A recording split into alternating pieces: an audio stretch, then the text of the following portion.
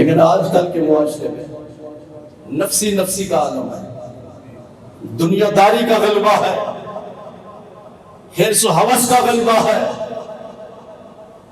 پیسہ پیسہ پیسہ پیسہ پیسہ پیسہ یہ چل رہا ہے، نہ والد کی پرواہ ہے نہ والدہ کی پرواہ ہے۔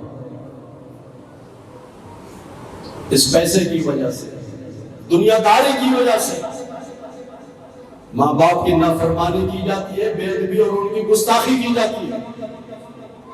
اور یہ بات یاد رکھو کہ کچھ گناہ ایسے ہیں کہ جس کا عذاب اور جس کی سزا انسان کو دنیا میں ملتی ہے۔ نماز نہیں پڑھتا آدمی، زکوٰۃ نہیں دیتا، حج نہیں کرتا، قیامت کے دن اس کو سزا ملے گی۔ لیکن ماں باپ کی نافرمانی ایسا گناہ ہے کہ اس کی سزا دنیا میں ملتی ہے اور آخرت میں بھی ملے گی۔ دنیا میں کس صورت میں ملتی ہے سزا؟ کہ اس پر رزق کے دروازے بند کر دیے جاتے ہیں۔ جی، رزق کے دروازے بند کر دیے جاتے ہیں، پیسے نہیں آ رہے ہوتے، دکان پہ بیٹھا ہے، کاروبار کچھ نہیں ہے۔ والد کو راضی کرو، والدہ کو راضی کرو، اللہ غیبی راستوں سے تمہیں رزق عطا فرمائے گا، غیبی خزانوں سے مدد ہو۔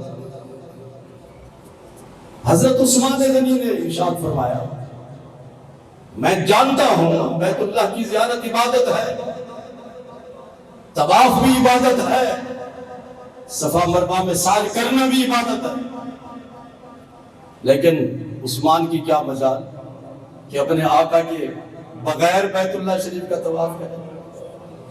میں اس عبادت کو عبادت نہیں سمجھتا جس میں میرے آقا میرے ساتھ تشریف فرما رہے۔ یہ ان کا عشق و محبت تھا، عشق رسول کے اس مقام پر فائز تھے۔ وہ سمجھتے تھے کہ وہ عبادت نہیں ہو سکتی جس میں جمال مصطفیٰ سامنے ہے۔ اسی لیے امام غزالی نے کہا، اپنے وقت کے مجدد ہیں، اپنے وقت کے محدث ہیں، اپنے وقت کے بہت بڑے عالم ہیں۔ آپ فرماتے ہیں نمازی، نماز کس کی ہے بھائی؟ نماز اللہ کی ہے یا نہیں؟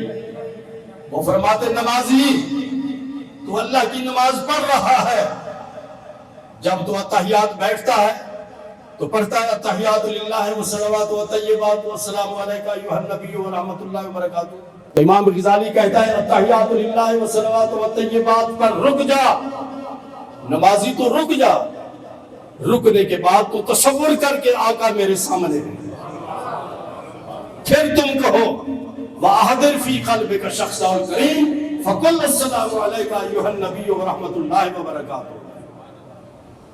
التحیات للہ والصلوات والطیبات پر رک جا، رکنے کے بعد یہ تصور کر کہ میرے آقا میرے سامنے ہے، پھر تم پڑھو السلام علیکہ، تجھ پر سلام ہو۔ یہ جو عربی گرامر جانتے ہیں ان کو معلوم ہے کہ السلام علیکہ اس وقت کہا جاتا ہے جب سامنے ہو جی، اور اگر کوئی سامنے نہ ہو تو کہتے ہیں السلام علیہ، اس پر سلام، اس پر سلام ہو۔ تو فرمایا امام غزالی کہتے ہیں نماز تو اللہ کی ہے لیکن سلام رسول اللہ کا ہے۔ جب تو نے سلام کرنا ہے تو تصور کر کہ میرے آقا میرے سامنے ہے، پھر کہو السلام علیکہ ایھا النبی ورحمۃ اللہ۔